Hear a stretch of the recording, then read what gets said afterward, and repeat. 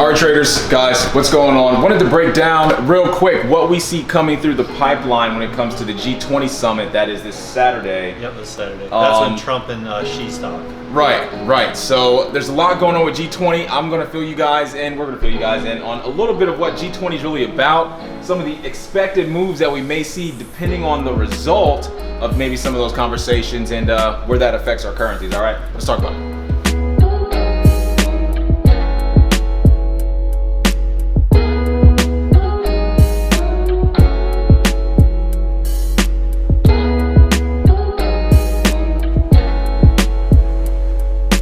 All right, traders, what's up, guys? Welcome back to the Top Trader channel. G20 is coming in on Saturday, and a lot of our members are asking a million different questions about what the result of all these different conversations and the whole panel can do to the markets. Everything's hitting Fox Business right now, CNBC, Bloomberg. Everyone's talking about, hey, if China trade talks go this direction, Sunday open is going to look like this and that, and our members are like, hey, what's going to go down from a fundamental perspective? So we want to provide you guys some clarity, help you understand what G20 really is, and again, our forward-looking statements and whatnot. So G20, what is G20? Help them understand what G20 is all about. Of course. So G20 is going to be the top 20 leaders around the global economy, and that's going to be out of the developed economies such as Japan, China, the US, and some of those bigger economies. Yeah.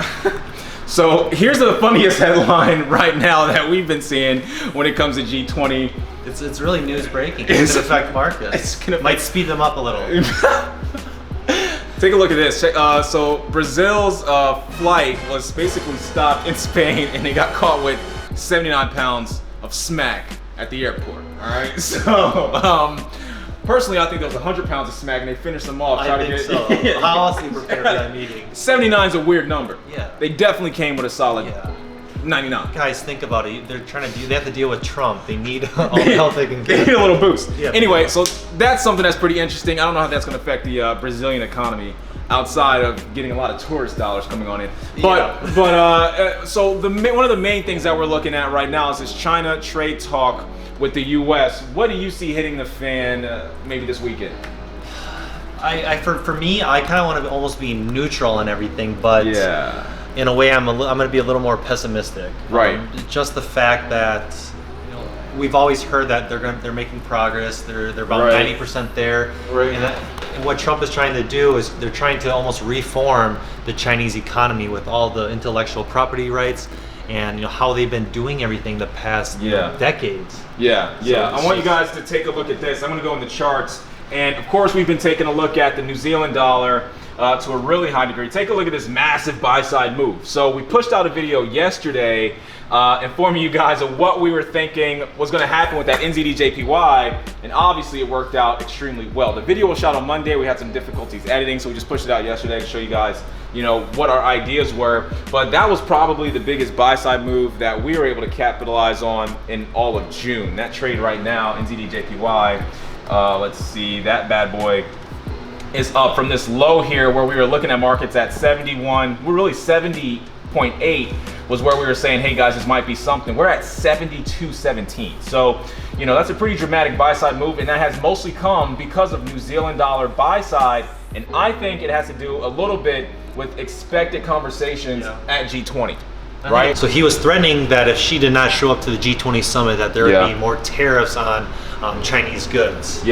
Yeah, so again, can we see more buy side on that NZD? We potentially can. Obviously, if you guys look at where we've been 2019, this is the NZD index, of course. We still have a really long way to go. And so we've really only hit about 30% of that entire sell side move so far, so there's a lot of upside, right? So outside of trade talks with the U.S., of course, you also now have this U.S.-Iran situation. Iran says that new U.S. sanctions have closed the door at this point on any diplomacy. Of course, that could be, nothing's really happening right now, but if that escalates in any capacity, I mean, that's war, and war is horrible for an economy. You usually get massive sell side. Assets that were allocated once towards GDP will now be allocated towards defense. That's a non-productive part of the economy. Hence, you get a weakening currency. So again, if anything starts to loom in that area and starts to scale, you may see even more dollar sell side, and we have seen dollar sell side for the past few weeks or so. Here you go. It's our dollar index. We're actually just at the high, so right. Right, and we're at the high, so that gives even more of a reason why you may see more sell side. Anything else outside of that?